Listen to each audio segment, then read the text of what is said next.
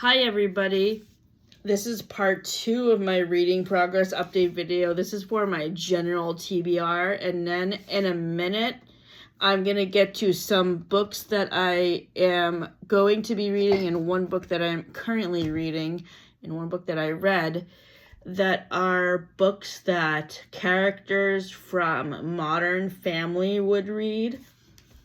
Okay, so the first book I'm going to talk to you about is called Elena Knows by Claudia Pinheiro.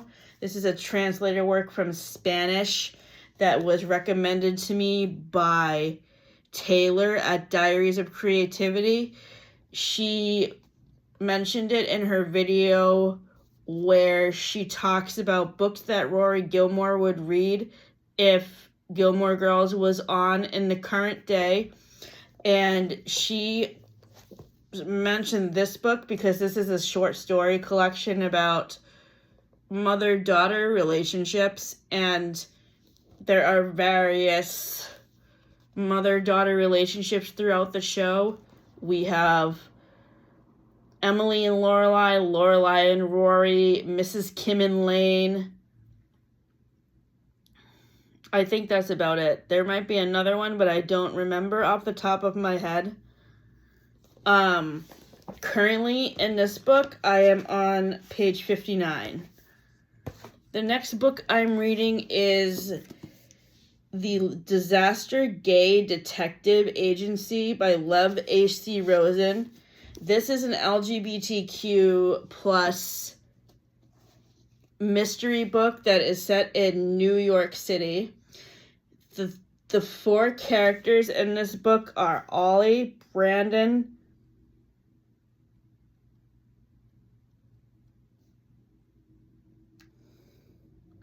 Nicole, and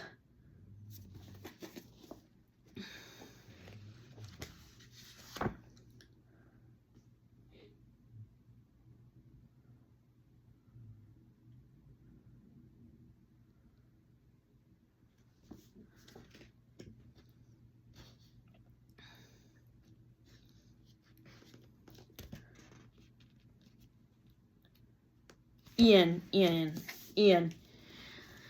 This book has been really funny, and I'm really excited to see how everything ties up and so what happens in this book is that Brandon, who works at the hotel, has a one-night stand with a guy he meets named John, who leaves his phone behind in the hotel room along with his suitcase. And when Brandon goes to find him, he also witnesses a murder, so him and his friends have to figure out who the murderer was, and I'm just getting to the end of this book now where they're going to find out who the murderer was, so I've been intensely waiting for this reveal. I should finish this book tomorrow morning, so I'm really excited. And last week, Lev A.C. Rosen came to come to our book club meeting for Lavender House and promote his new book.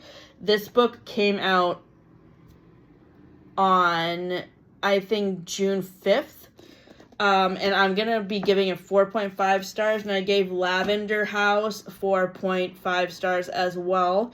I have a video coming out on July 7th where I will be wrapping up print bookstore book club books for May, June, and July. Those books were Woodworm, The Reservation, Lavender House, and Grafting.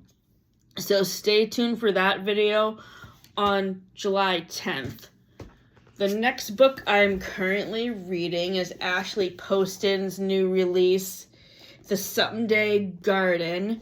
I met Ashley last night at Books A Million with Tessa Young, who also recently released a new book called The Jellyfish Problem, which I'm going to be reading when I get home from vacation. This book is set in Maine at a fictional place called Lilymore. It focuses on Sophie and Cyrus, And I'm really enjoying it so far. I just started it last night. As soon as I got home from the bookstore, like literally, I got home from the bookstore. I started reading this book right away. I am on chapter 14, page 104. The next book I'm currently rereading is called Second Chance Romance by Olivia Dade. This is the sequel to At First Bite, and it focuses on Carl and Molly.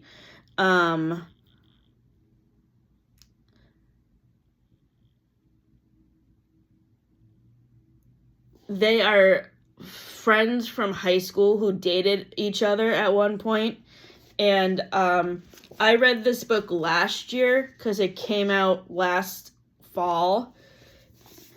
And so these romances are set in South Carolina or North Carolina, and I was recommended this author Olivia Dade by my friend Kate, because Olivia Dade also wrote a series called Spoiler Alert that has 3 books called Spoiler Alert, All the Feels, and Shipwrecked. And out of that series, my favorite book was Shipwrecked. And she came out with a new book last October called Zom Rom-Com, which is a zombie romance. I really love Olivia Dade's writing style and her representation for plus-size characters. In my reread of Second Chance Romance, I am on chapter 6, page 83. The next book I am reading right now is called The Island of Missing Trees by Elif Shafak. This is my 3rd book by this author after 10 hours and 38 minutes in This Strange World and The Bastard of Istanbul. This author is from Turkey, so a lot of her books are set in Turkey. And I haven't really read a lot of books set in that country, so the descriptions of the settings are really rich, and I feel like if there was a movie based on this book and The Bastard of Istanbul, it would have really good cinematography. I started this book on May 31st, and I am currently on page 202. And these chapters are not numbered. The next book I am reading is called Phoebe Berman's Gonna Lose It by Brooke Averick. This book is written by a podcaster that Sarah Caroli and Destiny Sidwell listen to. So I heard about this book through them. Brooke's podcast is called Brooke and Connor Make a Podcast. I have not heard it myself yet, but I'm really excited to check it out. I will read you this synopsis. Meet Phoebe Berman. Despite being a hopeless romantic, she's about to be a 30-year-old virgin. Thanks to an extremely unfortunate first kiss attempt, crippling intimacy anxiety has plagued her since she was a teen. Phoebe has so much going for her. A dream teaching job, a supportive and hilarious group of best friends, and all the romance novels a girl could want at her fingertips. But she can't help but beat herself up over this one thing she can't seem to figure out. Determined to change this, she drops up the ultimate guide to losing her virginity checklist in hopes of finally getting laid. Suddenly, she goes from having a relatively boring, basically non-existent dating life to juggling 3 romantic prospects at once. There's a gorgeous new 4th grade teacher at her school and a former high school classmate who resurfaces through words with friends. And there will always be her roommate who might just be the best friend's to-lover situation of her dreams. Phoebe Berman's Gonna Lose It is a brutally honest and completely relatable story for anyone who's ever felt stuck between coming of age and coming apart. So I can't relate to this character because she's 10 years younger than me, but so far I'm really enjoying Brooke's writing style. It's a lot of fun to get to know Phoebe's character. This book connects to 2 different episodes of Friends. The first episode it connects to is the one where they all turn 30, where Phoebe makes a bucket list of things to do before she turns 30, before she actually realizes that she's 31, because Ursula tells her that they're 31. And then the plot line that Monica has in the one with the Super Bowl Part 2, where she has relationship anxiety about asking out Jean-Claude Van Damme on a date. I'm really excited to read more of this book. Currently, I'm only on chapter 6, page 52. The next new release I'm reading is Land by Maggie O'Farrell. This is my third book by this author after Hamnet and The Marriage Portrait, and I really enjoy her writing style. If you have seen the movie of Hamnet, please leave me a comment and let me know what you think about it, because I'm really excited to see it. So this book is set in Ireland during the potato famine, and much like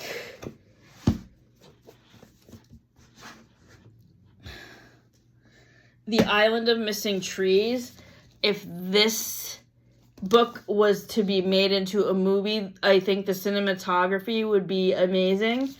I started this book on June 1st, and I am currently on page 269.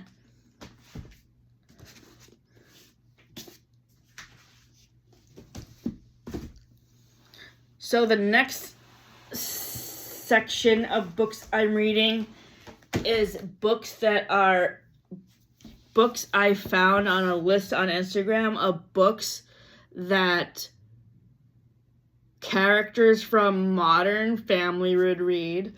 The first nonfiction book that's on my TBR for the next couple of months is Class Clown, The Memoirs of Professional Wiseass by Dave Barry.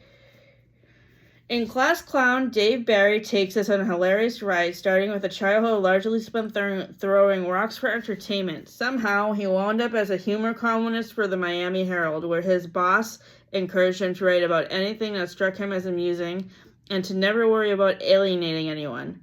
He became a book author and joined a literary rock band, which was not so good at playing music, but did once perform with Bruce Springsteen. Class Clown is a vibrant celebration of a life rich with humor, absurdity, and joy and sadness. So in the introduction to this book, Dave Barry mentions that he is in a rock band called the Rock Bottom Remainders, and another author that's in this band is Stephen King. So I think that's super fun. I just started this book this morning, and I am on chapter 4, page 145. The pacing of this book is really fast. It only has 9 chapters, so I'm trying to take my time with it and not speed through it like I tend to do with the rest of my books. I'm just going to get all of these nonfiction books out of the way, and then I'll talk about The Martian.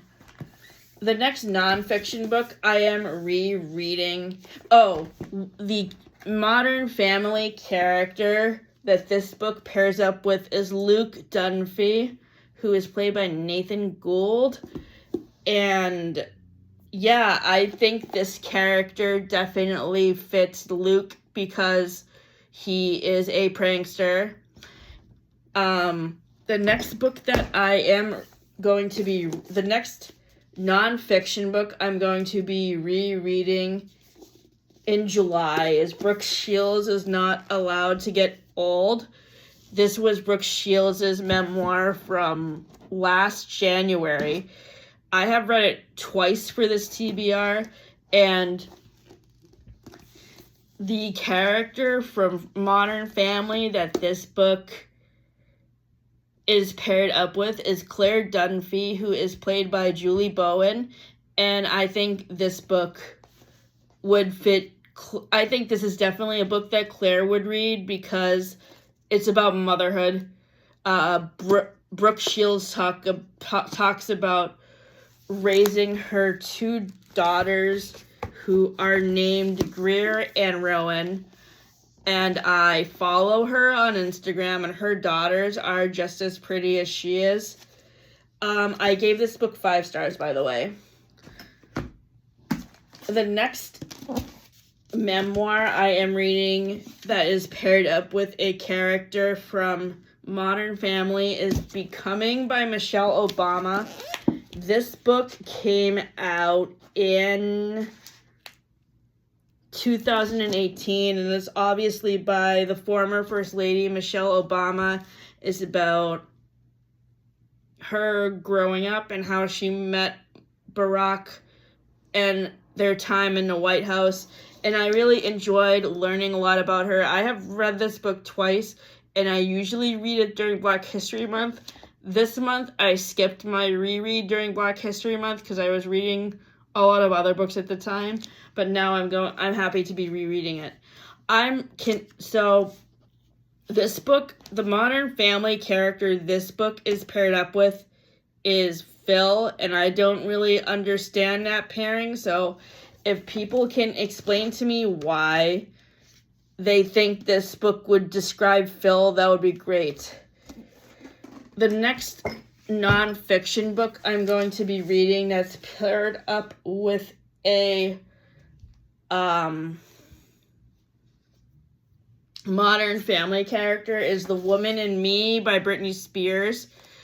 So this is paired up with Haley Dunphy, who is the oldest child of the Dunphy family.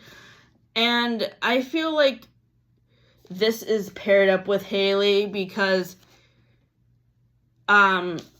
she probably would really like listening to Britney Spears' music. And she goes through an arc where she develops as a character during when she breaks up with Andy and gets back together with Dylan, and then they have their kids. So I think the song that would best describe Haley by Britney Spears is I'm Not a Girl, Not Yet a Woman. Other books that I have read that describe characters from Modern Family that I borrowed from the library were Les, which also was on a TBR list I found for Seinfeld books, and the scene in this book that specifically relates to a Modern Family character relates to Mitchell, and it's the courtroom scene. 2 books that describe Manny's character are Big Magic, because he's creative. Big Magic is by the same author of Eat, Pray, Love, and I actually preferred it much better than Eat, Pray, Love because, first of all, the only thing I really like about Eat, Pray, Love was the scene when she's in Italy. And Julia Roberts is really good in that movie, by the way, but it's not my favorite movie by Julia Roberts, probably because Eat, Pray, Love is not one of my favorite memoirs. Big Magic is a memoir about creativity, and I think that really connects well to Manny's character because he's creative.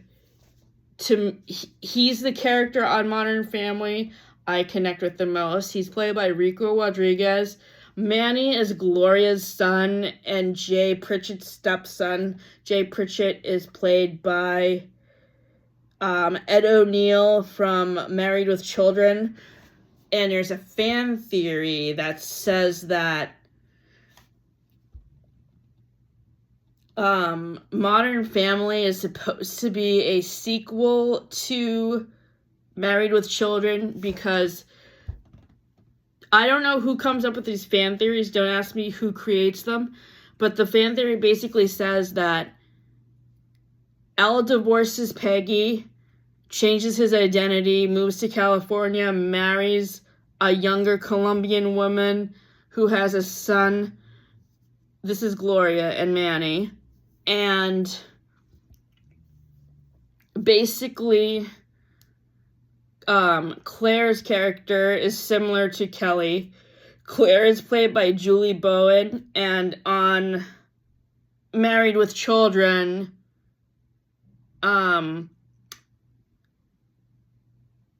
Kelly is played by Christina Applegate, who also played Rachel's sister Amy on Friends.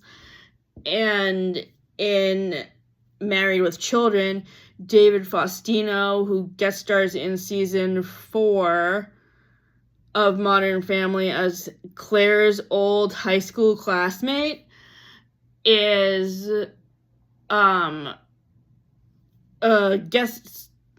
David Faustino is the actor who plays Bud Bundy. He guest stars on Modern Family as Claire's old high school classmate.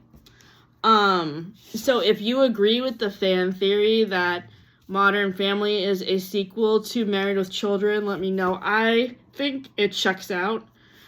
David Faustino Bud's character is supposed to be similar to Mitchell, who is played by Jesse Tyler Ferguson. Another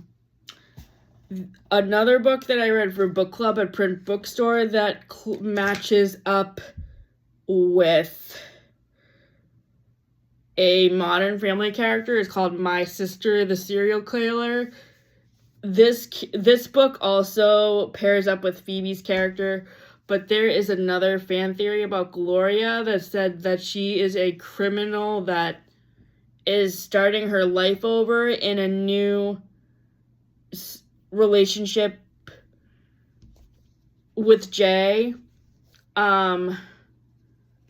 which I think makes sense because she was like, there are a couple of different episodes where you see Gloria brandishing weapons. Like, there's one episode where she shoots Manny when he's on the pool raft with a BB gun, and she had a dark past in Colombia that she doesn't like to talk about very much. So if you go back and watch the episodes with Gloria, I think you would be able to tell that she had a really shady past when she lived in Colombia. I am going to post a link in the description box to a video that I watched on YouTube that is a character analysis of Gloria. If you guys are interested in digging deeper into this fan theory.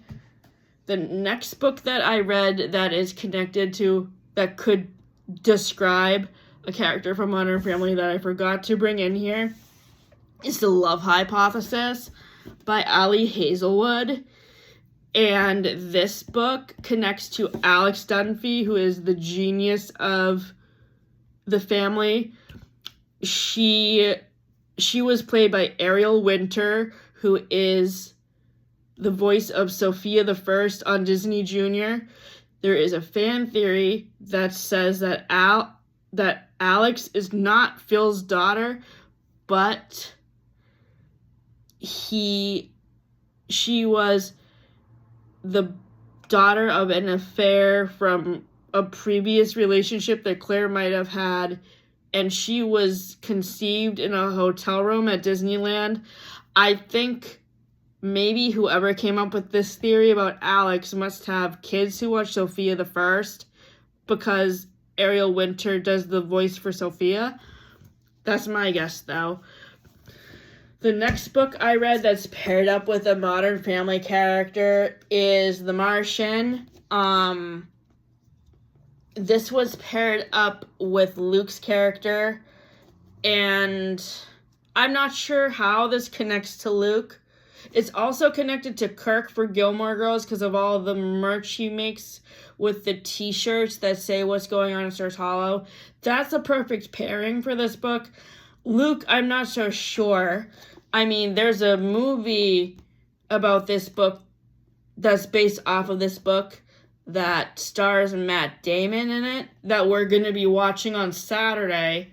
So maybe that's how this connects to Luke, because there's a fan theory that Luke is filming the documentary to chronicle the goings on in his family, and it starts as an interview project for his middle school social studies class where he's interviewing his grandfather Jay about being in the Vietnam War, which I can connect to that because when I was in 8th grade, we also studied the 1960s, and I did a similar project where I interviewed my next door neighbor, Emery, who fought in the Vietnam War.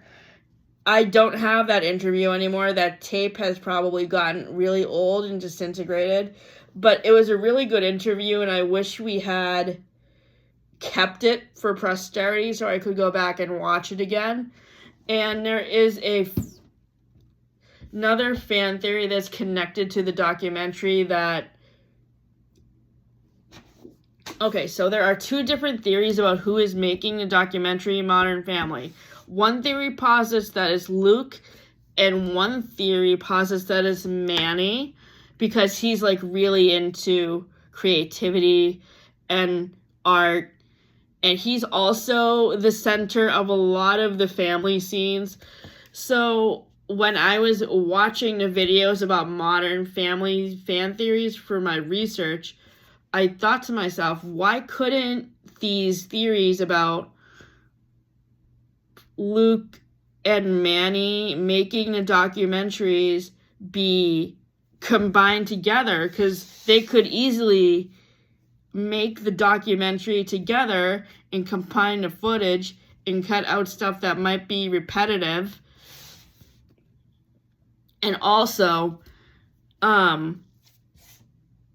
the theory about Manny making the documentary states that he's the screenwriter and that he's trying to sell the script to a network to make a show about his family, which is very metatextual considering the format of Modern Family and how it's a documentary with talking head interviews of all of the characters.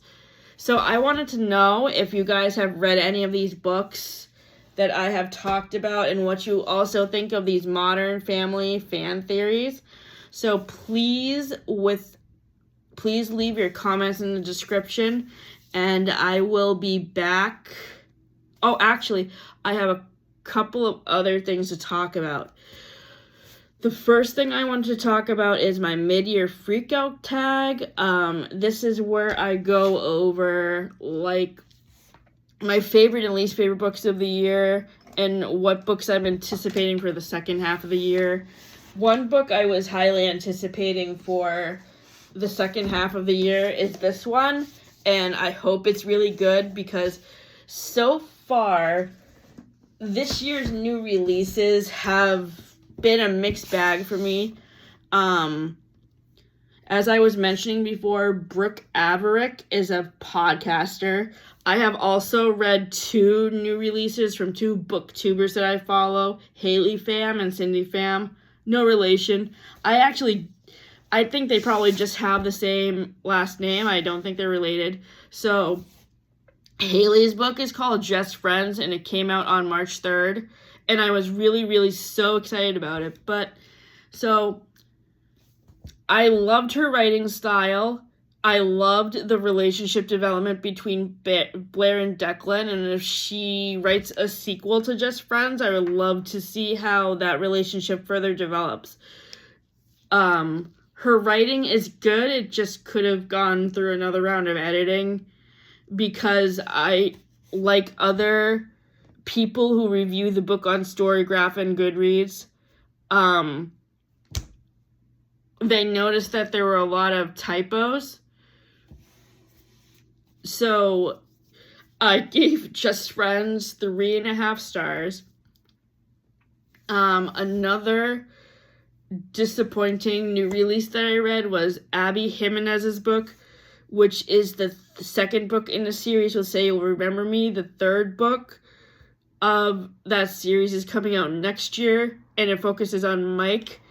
I read this book in March when it first came out. It was released on March 24th, and I read it from March 24th to April 1st, and I was really excited about this book. It's the story of Larissa and Chris. Chris is Mike's best friend, and they have a situationship because they have to co-parent Larissa's dog, which is a cute relationship. I just don't like the love triangle between Mike, Larissa, and Chris. I think that Chris and Larissa should have been honest with Mike about the fact that they were dating. It kind of reminds me of Rory sneaking around with Jess and hiding the relationship from Dean. And I gave that book 3.5 stars. With The Sunday Garden, I have loved all of Ashley Poston's books. A majority of them have been 4 to 5 star reads. The 7-Year Slip was 3.5 stars. So that was my lowest ranked book in The Outlier, because all of the other books that she wrote were 4 to 5 star reads for me. It's hard for me to rank this book right now because I'm not very far into it. Once I get 50% in, I will be able to give it a rating. I'm only like 21% into this book right now, so I'll be able to give it a more accurate rating once I get farther along. As I said earlier, this book is probably going to get 4.5 stars like Lavender House did.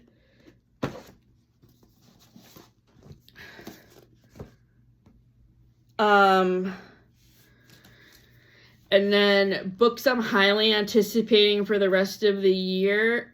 August is a big month for new releases. I'm looking forward to Elizabeth Lim's new book, which is called Fishbone Cinderella. I'm looking forward to Lisa Jewell's new book. I'm looking forward to several other new releases. I have the list on my iPad, which is on the charger, so I don't have easy access to it. Another book I'm looking forward to are the 2 holiday releases by Abby Jimenez.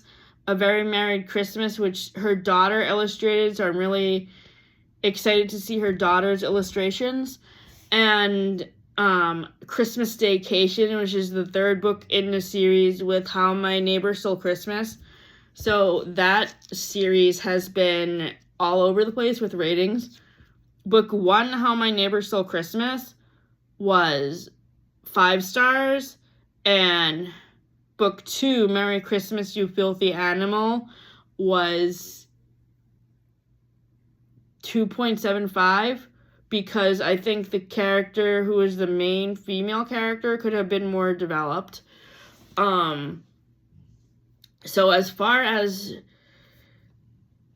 what other books are on my 2026 TBR, most of the books that are left on 26 books I want to read in 2026 are the new releases that are coming out this summer. The Shippers by Catherine Center. I'm currently 52% through the audiobook. As I said in my other video, I'm probably going to give that 3.5 stars.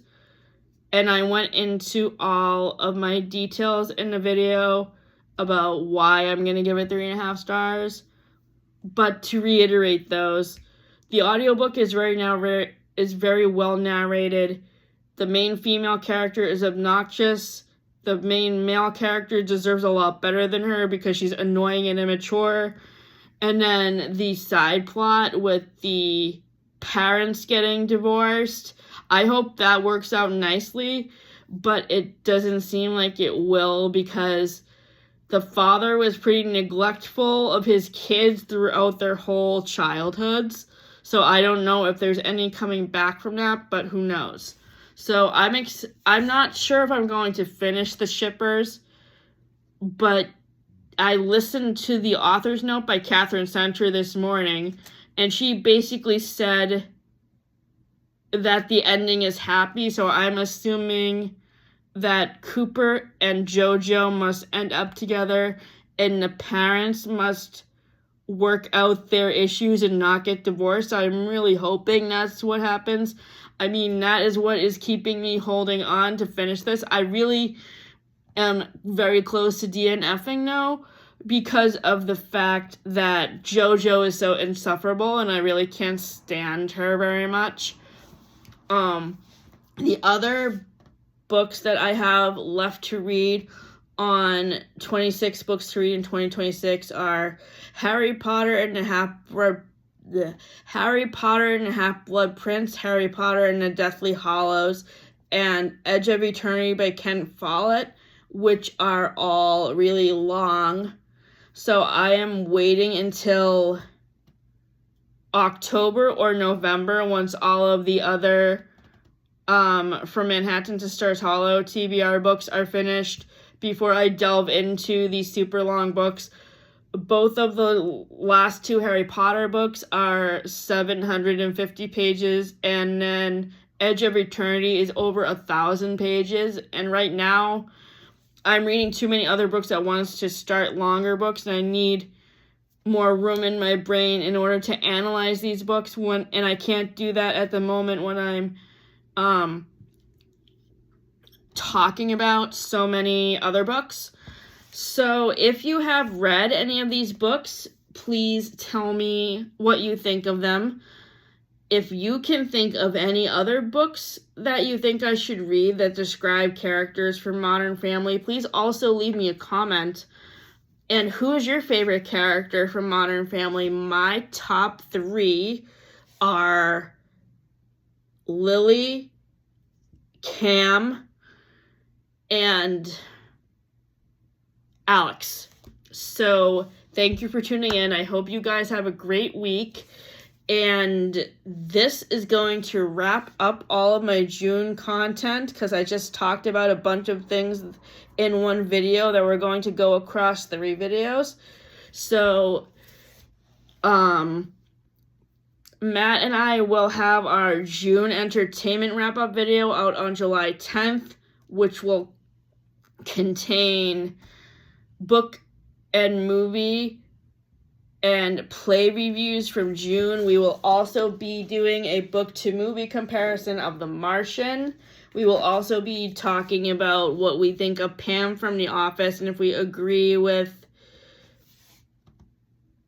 Just an Observation's analysis of her. And we are also going to talk about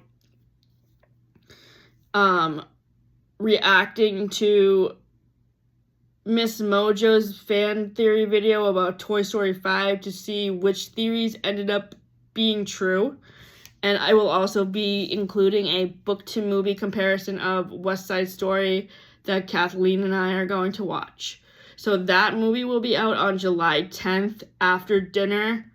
And then my mid-month wrap-up for July will be out on July 15th, which will also include my wrap-up for print bookstore book club books for May, June, and July. And I hope you guys have a great 4th of July because I won't see you guys again until after the holiday. Have a great week. And also, please come tomorrow night to my last performance for Port Fringe of More Than Me. I know it's pretty late. It's at 9:30 p.m., but I hope you guys can make it. And I really wanted to say thank you to all of my friends and family who came out to see the show over the weekend. I really appreciate all of you. Have a good night and a good rest of your week.